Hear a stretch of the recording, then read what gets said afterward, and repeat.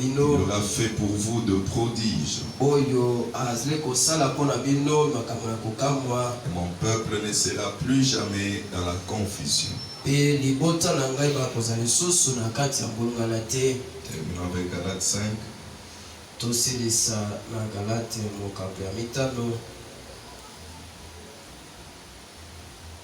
Verset 22. Mais le fruit de l'esprit, c'est l'amour,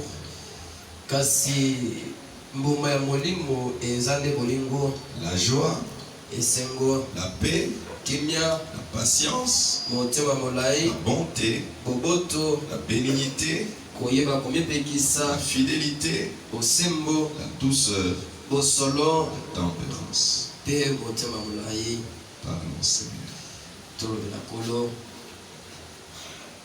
Jésus, divin modèle de douceur et de paix. Jésus, ta sainte voix m'appelle à marcher dans ce sentier, dans ce sentier de grâce, de support, de bonté, de bonté, où tu es saint,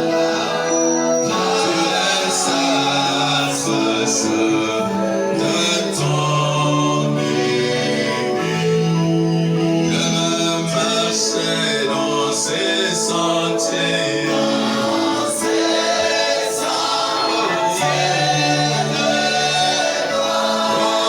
sentiers de grâce, des supports de bonté, de bonté, où tu es saint, tu es saint, face de ton humilité.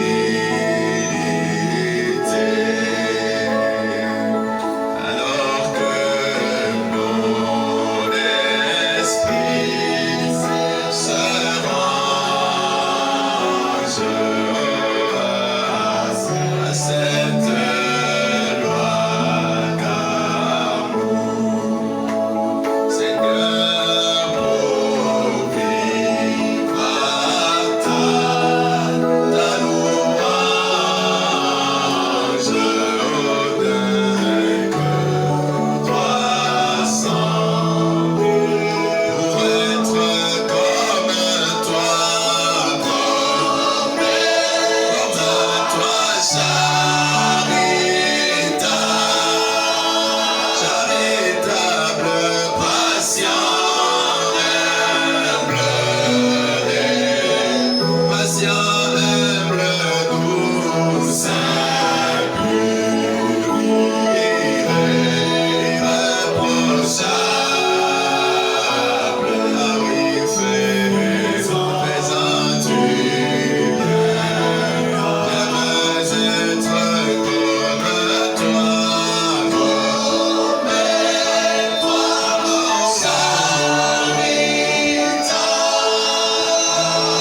être comme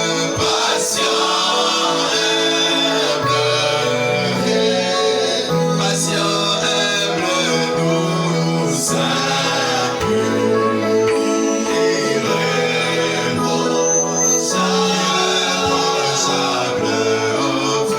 faisant du bien. Ah oui, que je sois saint, pur, irréprochable, faisant du bien. Dans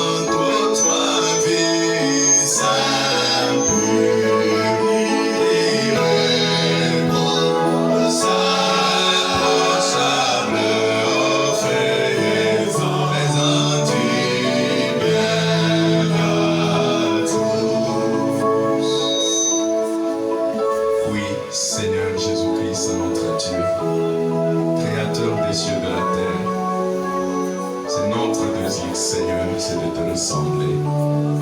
C'est de posséder toutes les vertus qui est en toi et qui forment ton image.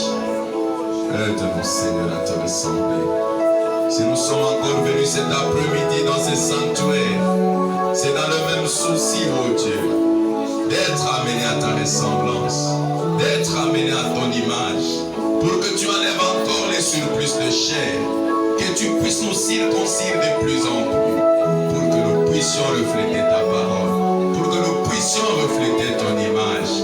Accorde-nous ta bonté. Nous nous abandonnons à toi. Nous te recommandons ce moment béni entre tes mains. Nous venons de lire la parole seulement parce que nous connaissons l'île. Et tu sais combien nous avons besoin de toi. Tu sais combien nous te voulons cet après-midi, afin que tu viennes nous mettre de côté, pour que l'humain ne travaille même pas un tout petit peu. Accorde réellement ta grâce. Viens parler à nos cœurs. C'est toi qui nous connais. Tu sais que si toi tu parles à nos cœurs, il n'y aura aucune résistance. Accorde-nous ta grâce. Nous nous humilions devant toi. Bénis ce moment. Hâte les pas de ceux qui sont en route, pour qu'ensemble nous puissions entendre tes oracles. Croyons que tu l'as fait, car nous le demandons de tout cœur avec foi. Au nom de Jésus-Christ, notre Dieu. Amen.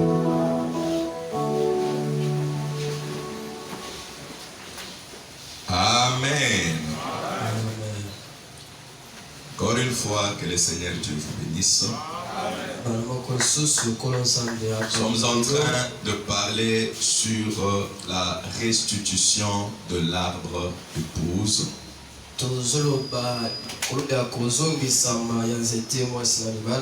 Comme je vous l'avais dit, c'est un message qui me tient vraiment à cœur. Je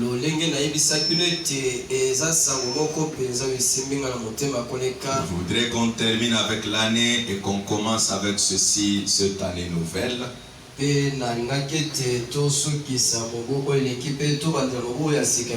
Voilà, nous l'avons dit pour que nous puissions nous examiner, voir ce que nous manquons sur cet arbre épouse, afin que nous puissions nous mettre à chercher cela. Nous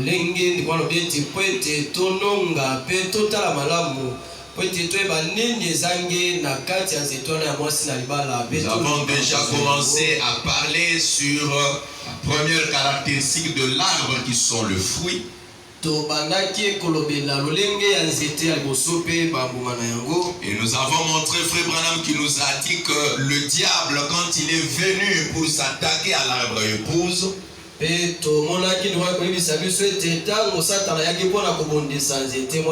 première chose qu'il a voulu ôter de l'arbre, c'était le fruit de l'arbre.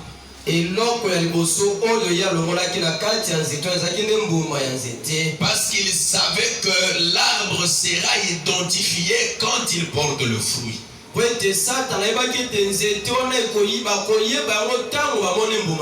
L'église est reconnue à partir de fruits qu'elle porte. C'est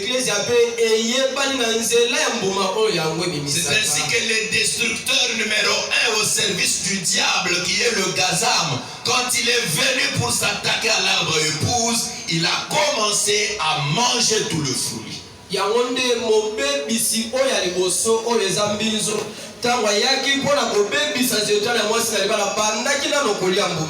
le premier fruit que nous avons vu, c'était le fruit de l'amour, comme Galate nous l'a montré ici. Et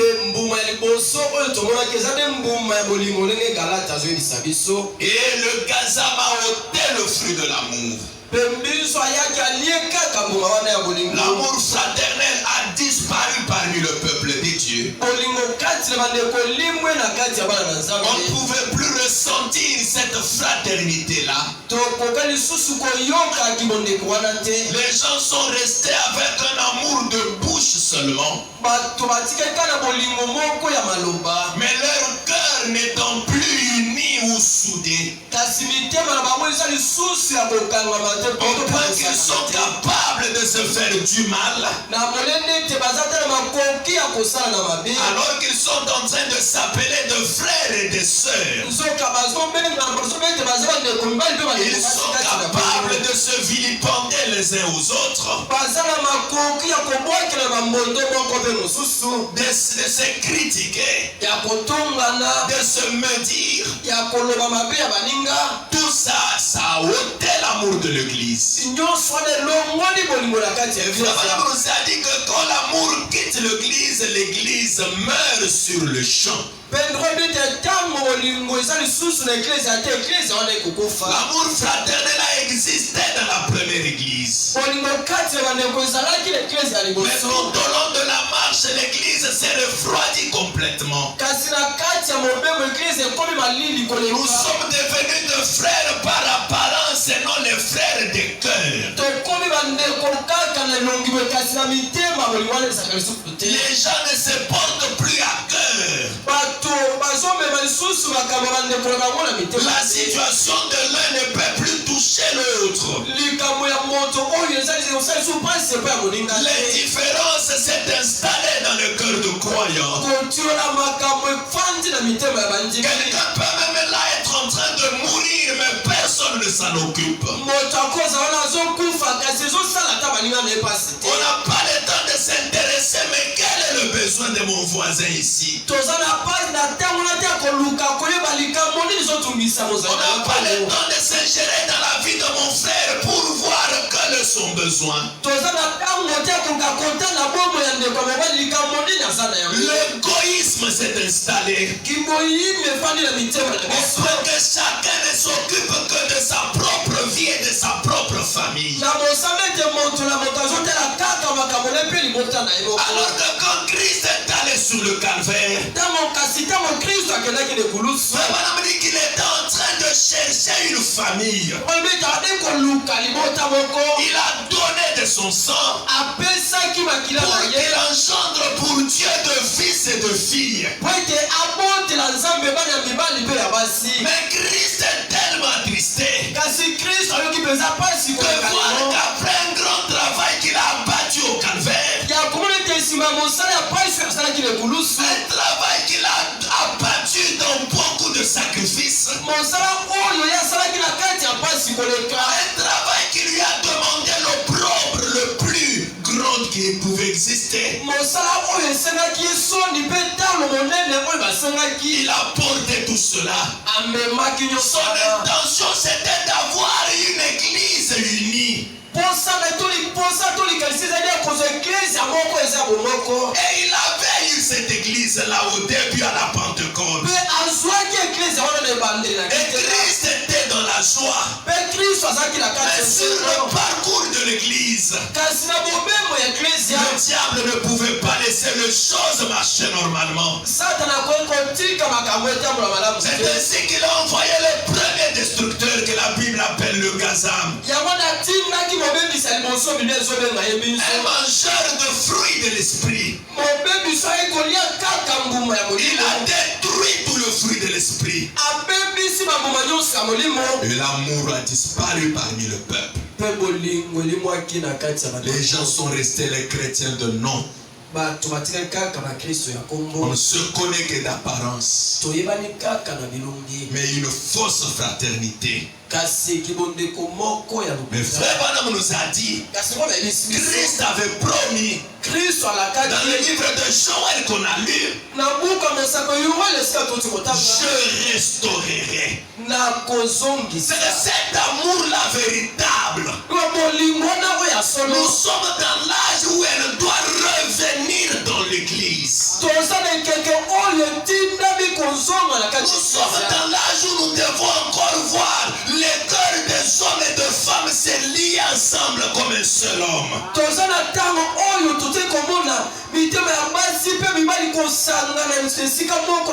C'est la promesse de l'heure. Et celui qui a fait la promesse est fidèle à sa parole. Amen. Galate nous dit, après que le Gazam ait bouffé le fruit de l'amour, l'arbre n'avait pas seulement un seul fruit. À part le fruit de l'amour, il y avait un autre fruit qui identifiait le peuple de Dieu. Il y avait un autre fruit qui identifiait l'église du Seigneur. C'était le fruit de la joie.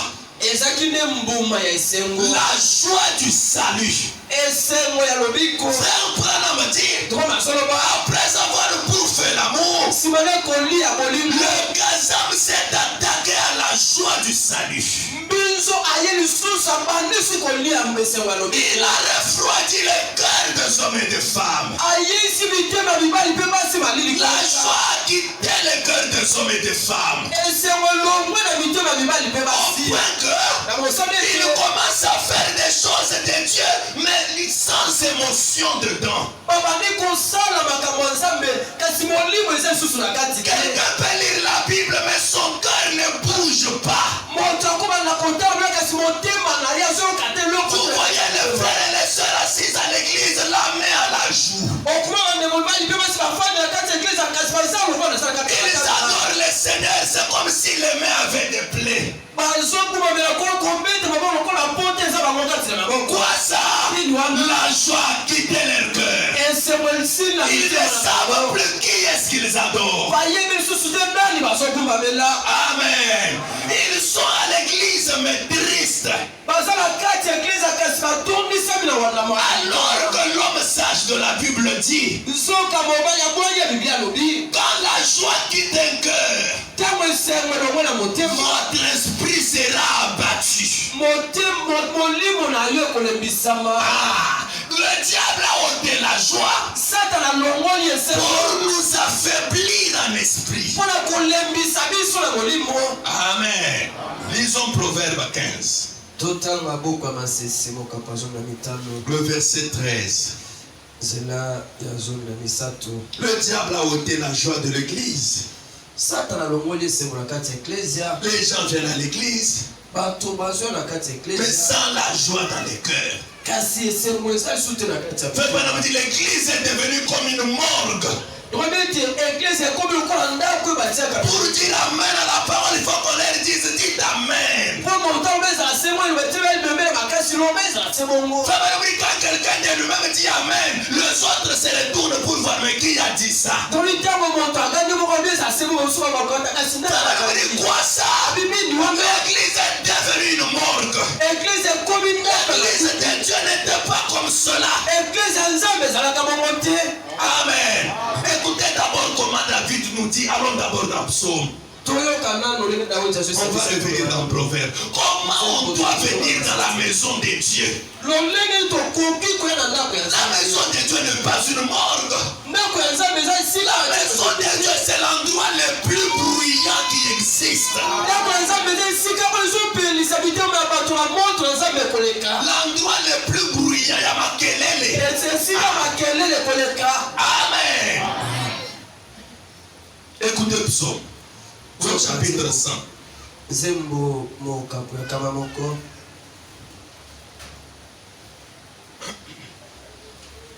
L'homme selon le cœur de Dieu parle. Il dit, poussez vers l'Éternel des cris de joie. Vous tous habitants de la terre. Tous les habitants de la terre. Vous poussez à l'Éternel de cris de joie. Écoutez, une morgue. Pas de cri de joie. Le verset 2. Servez l'Éternel avec joie. Amen. L'Éternel, on ne le sert pas avec tristesse. L'Éternel, on le sert avec joie. Amen. Frère Branham dit, quand vous venez dans la maison de Dieu, il y a 1000 raisons de vous réjouir. Il dit, quand vous avez Dieu à l'intérieur de vous, vous les verrez à l'extérieur de vous. Tout ce que vous regarderez, vous verrez Dieu. Et c'est ce qui vous réjouira. Amen. Il dit servez l'Éternel avec joie.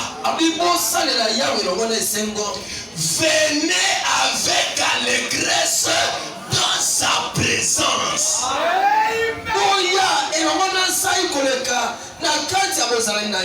Allégresse, c'est quoi? Allons dans les dictionnaires. Quand on nous demande de venir avec allégresse dans la présence de Dieu,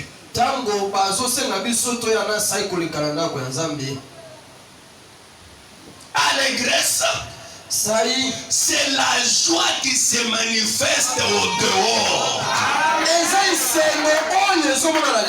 Oh non, Dieu lui-même sait que dans mon cœur là j'ai la joie. Quelle joie? Dieu a dit en venant dans sa présence que votre joie se manifeste au dehors.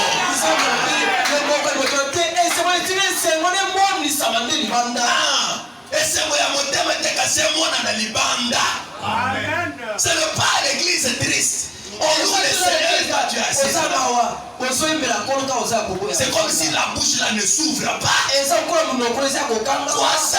Un cœur refroidi. Une morgue.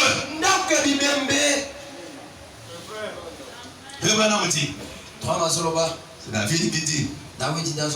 Sachez que l'Éternel est Dieu. Quand nous venons à l'église, c'est comme si on ne sait plus qui est-ce qu'on vient vénérer. C'est comme si l'église vient célébrer un homme mort ici. Non, David dit, sachez que l'Éternel est Dieu. C'est lui qui nous a fait. Et nous lui appartenons. Nous sommes son peuple. Et les troupeaux de son pâturage. Entrez dans ses portes avec de louanges. Dans ses parvis avec des cantiques. Célébrez-le. Bénissez son nom. Car l'Éternel est bon. Et sa bonté dure à toujours. Sa fidélité de génération en génération. Amen. C'est comme ça que devrait être la maison de Dieu.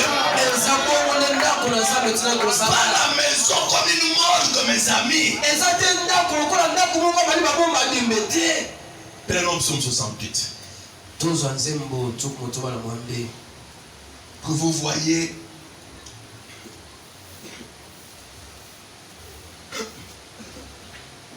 comment Dieu insiste sur ce fruit de la joie.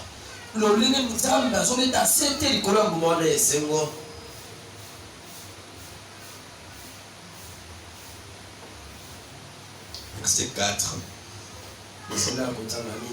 David dit, mais les justes se réjouissent.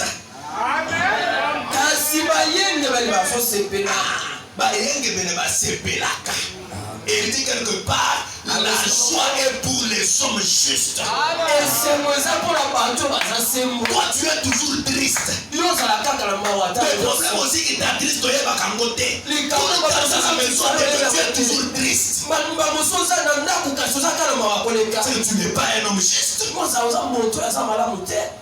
Amen. Les justes se réjouissent.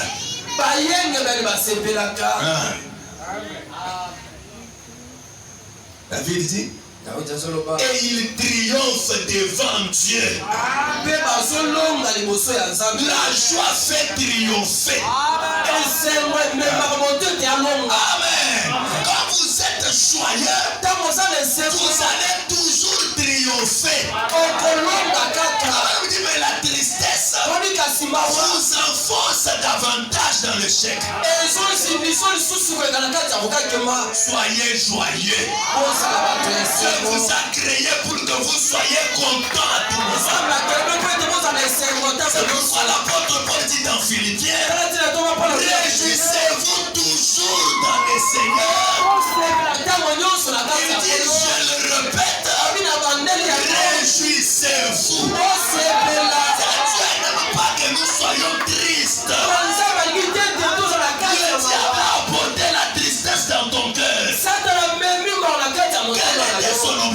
négatif qui puisse affaiblir l'esprit. Amen. David continue. Les justes se réjouissent. Ils triomphent devant Dieu. Ils sont des transports d'allégresse. Les justes, ils sont des transports d'allégresse. Ils marchent avec l'allégresse. Ils marchent avec le colis d'allégresse. Là où lui arrive, la joie doit commencer là. Il n'est pas un frère ou une soeur négatif. Même si la situation est compliquée, comment? Lui te donnera la raison de te réjouir. Même si ça semble compliqué, lui te dira non. Il n'y a pas de problème ici. Notre Dieu est capable de le faire. Amen. Pourquoi? Pour ôter la tristesse. Les justes ont des transports d'allégresse. Amen. Ne soyez pas de ceux-là qui transportent la tristesse. Un juste lui transporte la joie et marche avec ça. Tu vas dans la maison de ton frère. Si tu es un homme juste, il transporte d'allégresse. Ton visage ouvert, le sourire aux lèvres, le cantique sur ta langue. C'est ça un homme juste. Amen. La Bible dit, chantez à Dieu, célébrez son nom, frayez le chemin à celui qui s'avance à travers le plaine.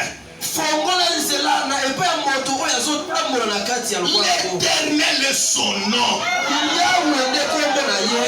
Réjouissez-vous devant lui. Devant qui? Le Père des orphelins, le défenseur de veuves. C'est Dieu dans sa demeure sainte. Quand nous venons devant Dieu, présentons-nous ces grands êtres-là. Écoutez comment David le célèbre. Il dit vous juste, réjouissez-vous dans sa présence. Sachez devant qui vous êtes. Il est le Père des orphelins. Il est le défenseur de veuves. C'est l'Éternel dans sa demeure. Amen. Écoutez, frère Branham. Nous sommes dans la restitution de l'arbre épouse.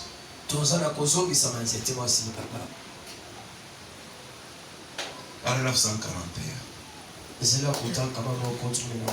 Dans la deuxième partie. Maintenant, c'est un autre fruit qui a été dévoré. Quoi? La joie du salut a été ôtée. On l'a dévoré. Les gens sont devenus tristes dans l'église. Figurant. On peut être en train de chanter, lui, sa bouche ne s'ouvre pas. Il faut qu'on dise, frère, faisons retentir nos voix. Ça sonne. Quand la joie est dans les cœurs, le pasteur ne vous exhortera même pas de chanter à haute voix. Non.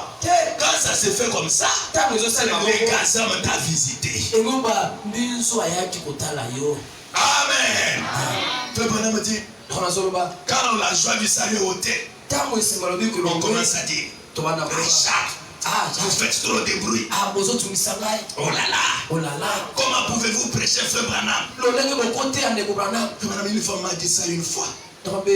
Ce n'était pas une femme, c'était un homme, je crois. Il est un membre de notre église. Il a dit, j'étais venu là l'autre jour pour vous écouter. Et je ne pouvais même pas vous entendre à cause de ces gens qui criaient. Il a dit, comment pouvez-vous donc prêcher les gens qui crient partout? Moi, je n'ai même pas entendu la prédication. Frère Branham dit, j'ai dit, s'ils ne s'en réjouissent pas, je ne prêcherai pas. Si vous ne vous réjouissez pas, moi aussi je ne prêcherai pas. Frère Branham dit, c'est vrai. Autrefois, un ami à moi dit pour le mois. Nous avions un brave chien. Nous l'appelions Freeze. Ainsi, ce brave chien, il forçait sur tout ce qui se réfugiait dans un arbre. Sauf une moufette. Il ne pouvait pas suivre la moufette. Mais c'était un chien qui attaquait tous les animaux. Mais quand il s'approchait de la moufette, il refusait. Il avait peur de la moufette parce qu'elle dégageait une très mauvaise odeur. Je lui mettais une moufette en dessous d'un tas de broussailles. La seule chose que je devais faire, c'était juste de le tapoter un tout petit peu et dire, attaque mon pote. Et il courait attraper la moufette. Pourquoi? Parce que je le tapotais, disant, attaque. Eh bien, c'est juste ce qu'il en est. La chose qui dégage la pire odeur à ce que je sache, c'est le diable. Amen. Le diable, c'est lui la moufette qui dégage la mauvaise odeur. Ainsi, lorsque j'apporte cette parole et que quelqu'un dit Amen, cela veut dire attaque mon pote. Amen. Quand vous dites Amen, c'est que vous voulez me dire attaque mon pote. Même si la situation est difficile, j'ai le courage d'attaquer ta bataille. Maintenant, si je prêche, la main à la jour, celui-là dort là-bas, celui-là somnole là-bas, le diable va nous envahir. Amen. Quand je prêche la parole, dis Amen. Ça veut dire attaque mon pote. Attaque mon pote. Amen. Frère Branham dit, quand vous faites ça, alors nous acculons le diable et nous le prenons au pied. Amen. Et le Gazam a ôté la joie. Ce petit Gazam, il s'est mis à dévorer ses fruits de la joie. Au point qu'on commence à dire, vous faites trop de bruit. Je vous assure, tous ces cris, tous ces amens, c'est une non-sens. Lui aussi il fait beaucoup de bruit quand on prêche. Il fait montrer quoi? Gazam, en train de dévorer la joie de l'église. David a dit, venez avec allégresse dans sa présence. Dans la présence de Dieu, on n'est pas triste. Amen. Tu dois toujours être joyeux. Tu peux même regarder une fleur. Et dans la fleur là, tu vois Dieu. Et tu commences à te réjouir. Pourquoi l'apôtre Paul a dit dans Thessaloniciens, soyez toujours joyeux. C'est la joie d'un chrétien n'a pas d'interruption. Ou peu importe où il peut se trouver, peu importe ce qu'il peut lire, si tu as Dieu à l'intérieur, tu le verras à l'extérieur. Amen. On raconte une histoire d'un chrétien, un père qui était allé rendre visite à sa fille qui était en vie.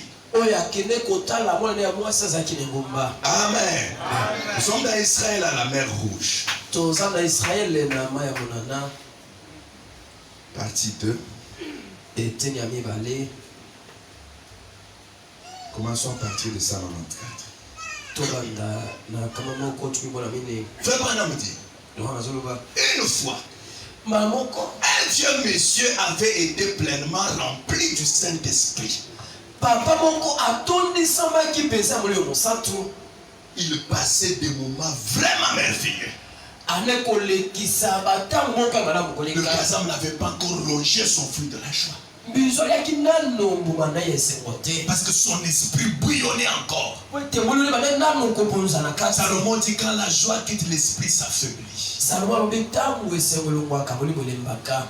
Ces vieux-là, Branham dit, sa fille, et lui habitait chez elle. Il prenait la Bible et la lisait. Ensuite il s'élevait, pleurait simplement. Il faisait les 100 pas sur le plancher. Il criait seul dans la maison. Il faisait comme ça chaque jour.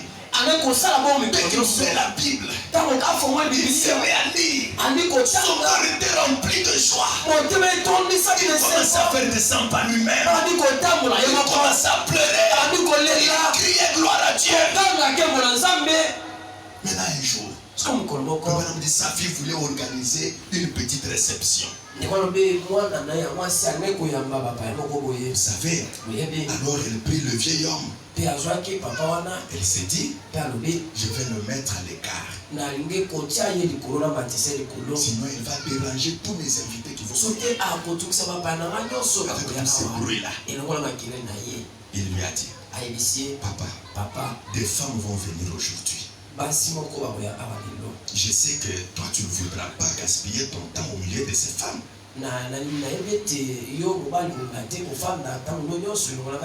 dit non. Elle dit, pendant que nous aurons notre réception, il dit d'accord. Il va donner un livre de géographie. Il pensait qu'avec ces livres-là, il ne va plus crier. Elle s'est dit, il ne trouvera là-dedans rien qui le fasse mal. Il monta et lui remit les livres de géographie. Et le vieil est monté là-haut. Il a commencé à tourner les pages en disant, ça c'est l'Europe. L'Asie. Il tourna une page. Ça parlait de la mer. Il regarda en nouveau et dit, Alléluia, Alléluia, Alléluia, Alléluia, Alléluia. Il s'est mis à marcher, il sautait. Et les filles dirent, qu'est-ce qui se passe encore?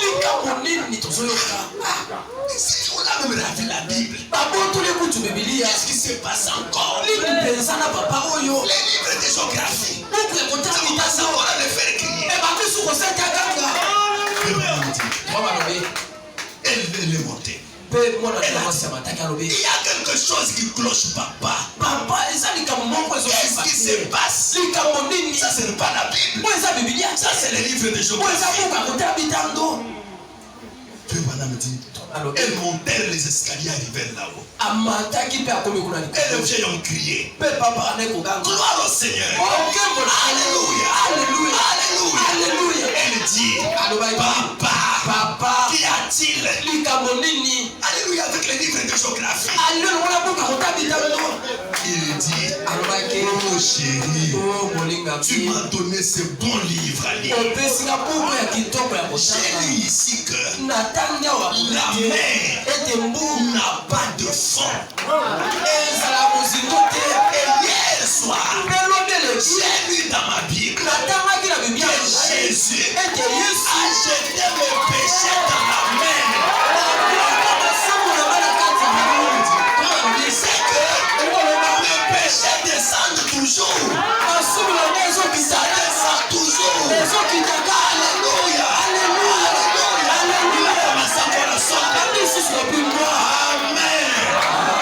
Même avec les livres de géographie, les ensemble n'a pas visité que quand Dieu est au-dedans de vous, vous le verrez à l'extérieur. Amen. C'est que rien ne pouvait l'empêcher d'être joyeux. La mer n'a pas de fond. On ne peut pas arriver au fond de la mer. Moi, mes péchés. Jésus m'a dit hier que il a mis ça dans la mer. Ça continue à descendre jusqu'à maintenant. Ça continue à descendre. Et ça a donné la joie. Pourquoi? C'est un homme juste. La joie est pour les hommes justes. Amen. Prenons Proverbe. Mes amis, ne laissons pas le gazam nous dévorer la joie.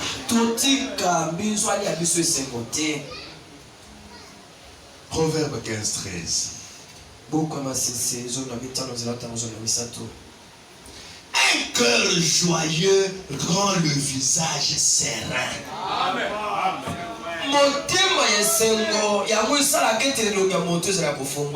Amen. Tristesse économisa yo. Amen. Un cœur joyeux rend le visage serein.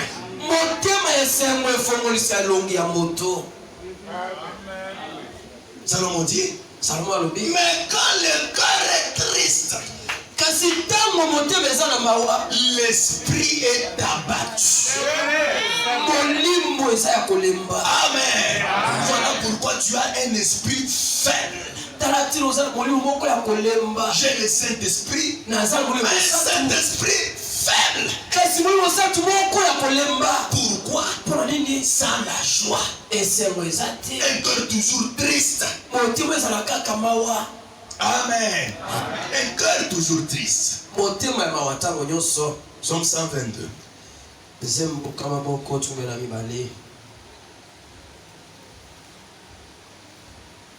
Somme 122. Verset 1er. Vous y êtes? Est-ce qu'on peut le lire? Allons-y.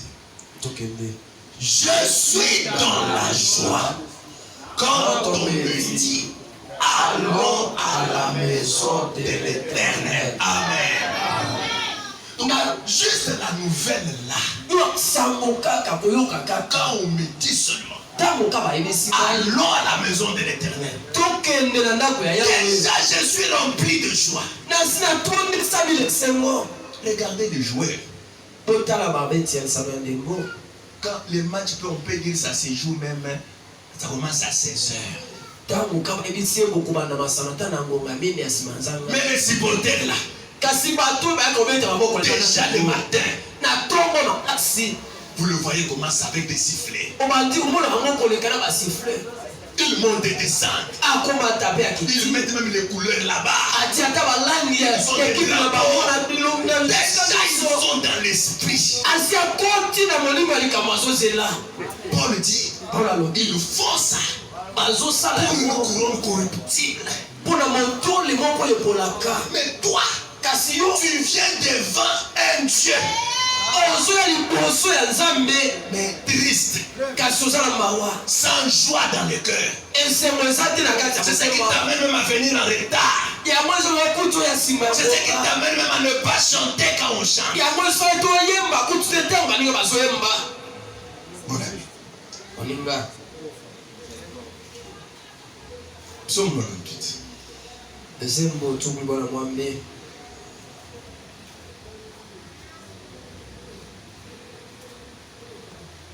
Chantez à l'Éternel un cantique nouveau. Amen. Car il a fait de prodiges. Sa droite et son bras saint lui sont venus en aide. L'Éternel a manifesté son salut. Il a révélé sa justice aux yeux des nations. Il s'est souvenu de sa bonté et de sa fidélité envers la maison d'Israël.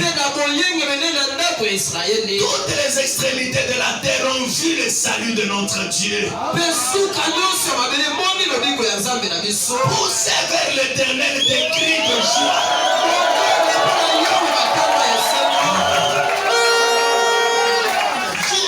Habitants de la terre,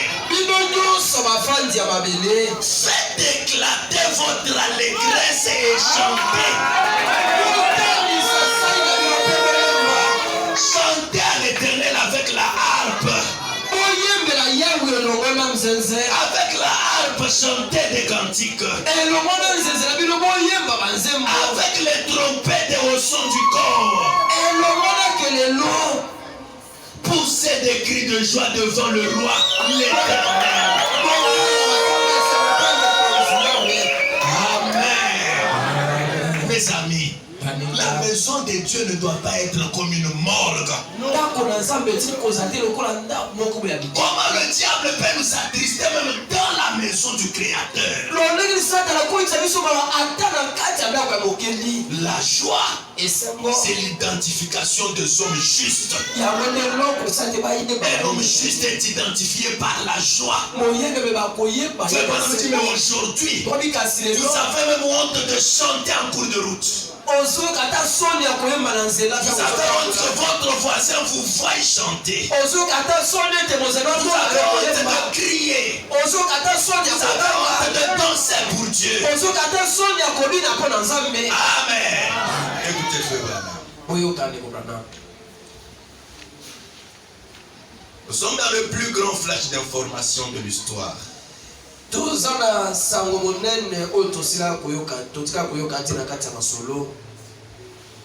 Paragraphe 70 en 200. C'est un message prêché le 24 avril 61.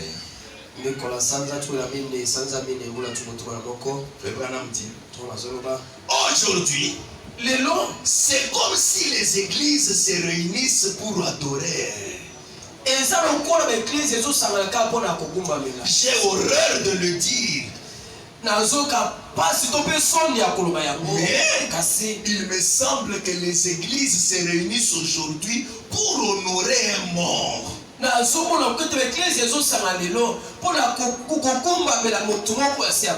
Amen.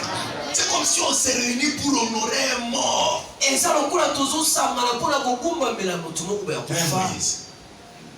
Pour même maîtriser les cantiques ici. Mais tu chantes comment?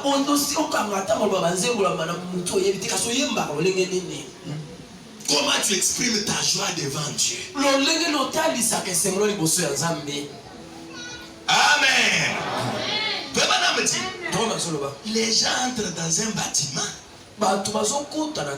et ils chantent. Mon Dieu plus près de toi. Et c'est avec une espèce de lenteur comme à une morgue. Amen. histoire très lente. Ils sont même distraits pendant qu'ils chantent. C'est comme s'ils sont venus honorer un mort.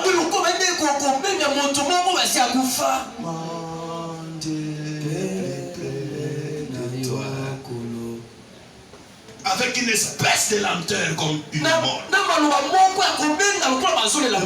Et ça produit un bruit ennuyant. Amen. Quand vous louez Dieu avec lenteur, comme dans une mort, la bouche ne s'ouvre même pas. C'est ennuyant. Mais vous même laisser. Amen. Ils s'approchent de vous et disent: nous récitons les credos des apôtres. Nous répétons tel credo du docteur Intel. Oh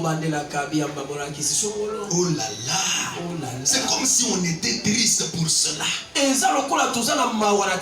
Et la moitié d'entre eux restent à la maison pour regarder la télévision. Au lieu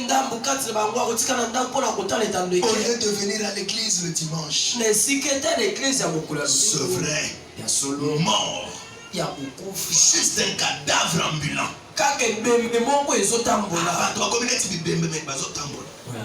Amen. Des cadavres ambulants. Un cadavre qui prêche. Un cadavre qui cherche à parler d'un cadavre qui a vécu autrefois. Et qui a vécu dans une tombe. Il y a bien des années. C'est un cadavre. Et ce n'est qu'un cadavre, un cadavre, un cadavre.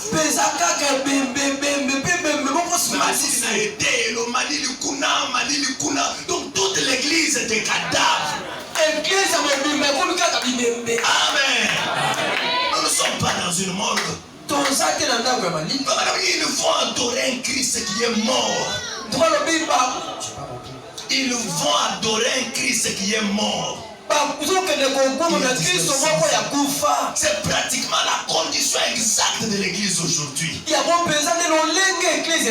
Ces gens adoraient un mort au lieu d'acclamer un vainqueur.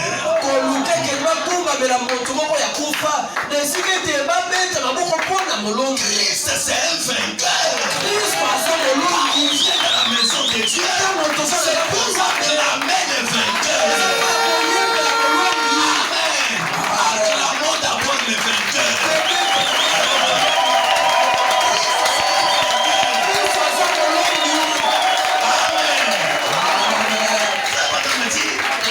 Soyons pas en train d'adorer un mort.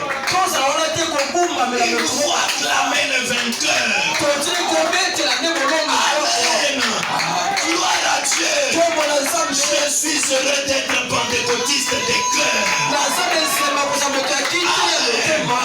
Nous sommes les pentecôtistes des cœurs. Ils étaient joyeux. Ils adoraient avec joie. Ils prêchaient avec joie. Amen.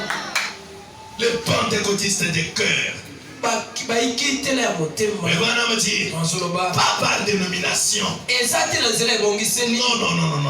Là, effacez mon nom. Nous ne venons pas adorer un mort. Nous acclamons un vainqueur qui a vaincu la mort. Ces jours de mort, la tombe, la maladie. Il a vaincu chaque démon. Toute incrédulité. Il a vaincu cela. Eh bien, imaginez que cette école-ci avait une équipe de baseball ou de basketball. Et que cette équipe sortait et remportait une victoire sur l'équipe adverse. Il était en train de prêcher dans une école. Il imaginait que l'école ici avait une équipe. Cette équipe-là est sortie pour un match. Ils sont remportés. Et ils reviennent. Maintenant, pendant qu'ils reviennent, Imaginez-vous, pouvez-vous imaginer les gens se tenir là par exemple, l'air chantant une sorte de petit cantique du genre mon Dieu plus près. C'est fait madame qui donne est-ce qu'on peut faire ça? Après une victoire, non, on déployerait des drapeaux, on les acclamerait. Comment était le retour de Napoléon? Qu'avait-il de Staline? Quand ils se sont rentrés en Allemagne et qu'ils ont tiré des coups de fusil, ou plutôt les saluts, ils ont croisé leurs jambes pour exécuter les saluts russes. Qu'en était-il quand nos garçons sont rentrés au pays pour après leur victoire? Qu'est-ce qu'il y avait? Les sifflets ont retenti. Les gens se sont déchaînés. Ils ont tiré des coups de feu. Ils ont crié. Ils ont fait sonner les cloches. Pourquoi? Nous avions vaincu notre ennemi. Amen. Quand nous venons ici, c'est pour célébrer le vainqueur. Amen. Et on ne doit pas les célébrer comme dans une morgue. Ta voix doit ne se faire jamais entendre. Tes voisins ne t'ont jamais entendu quand tu chantes. Tu as même honte de prier à haute voix dans ta maison. Quoi ça? Le cœur refroidi. Ça m'a poussé. Amen. Mais aujourd'hui, vous avez l'impression d'être dans une sorte de morgue. On entre dans une église et les gens disent nous croyons en Dieu le Père Tout-Puissant. Je crois en Jésus-Christ qui est ressuscité, le vainqueur de la mort, du séjour de mort et de la tombe. Je crois qu'il est vivant ce soir. Et il est vivant parmi nous dans ce bâtiment, conformément à sa promesse. Là où 2 ou 3 sont assemblés à mon nom, je serai au milieu d'eux. Peuple me dit oui, oui. Pas un service funèbre. Mais nous acclamons le puissant vainqueur. Amen. Acclamons le puissant vainqueur.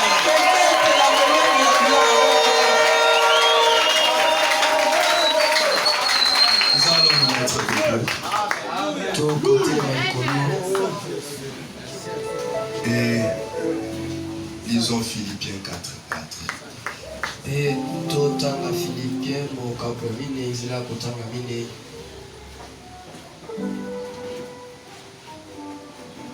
Que le diable ne vous attriste pas. Et satana abokisana te. Sinon il est en train de vous enlever l'identité de votre justice. Kinote sokite azolungula yo bomotono ya boyenge beni. Apôtre Paul nous dit, et c'est ma recommandation aussi auprès de vous.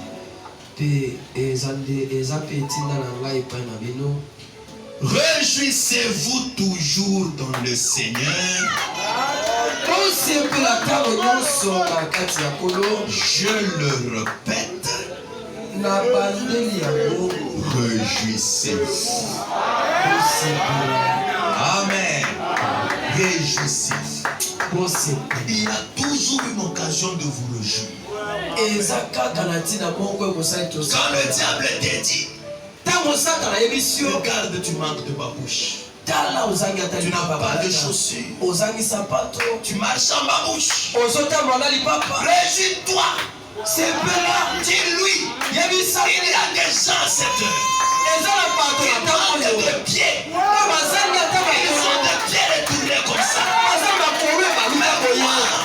Tu m'as donné des pieds normaux qui entrent dans la bouche. Merci Seigneur pour les pieds que tu m'as donnés. Tu m'as donné des pieds que je peux mettre même dans ma bouche. Et réjouis-toi, tu vas vaincre. Amen. Quand le diable te dit, regarde-toi. Depuis que tu es marié, où est l'enfant? Dites-lui, moi-même j'ai un foyer. Il y a des gens qui n'ont pas de foyer. Merci Seigneur, tu m'as donné un foyer. Je me réjouis pour ce que tu as fait. Et je crois que tu feras encore davantage. Quand vous vous réjouissez, c'est alors que vous triomphez. Mais quand vous vous attristez, vous échouez davantage. Amen. Réjouissez-vous toujours dans le Seigneur. Dans le Seigneur, il n'y a aucune raison d'être triste, mes amis. Il n'y a rien que le diable peut vous montrer pour vous attrister. Il y a beaucoup de raisons à lui brandir.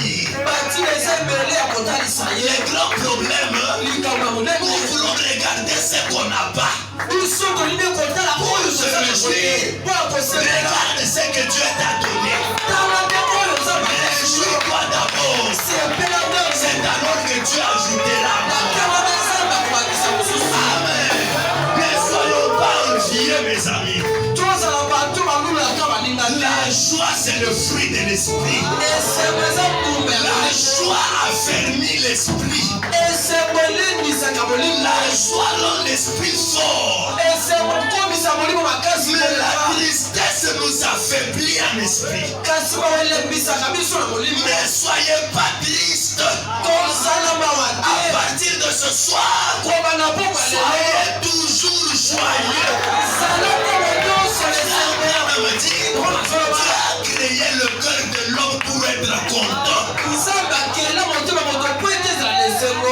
Amen. Alors qu'on nous mette un cantique, nous allons chanter comme on n'est pas dans une mort. Est-ce que nous sommes dans une mort?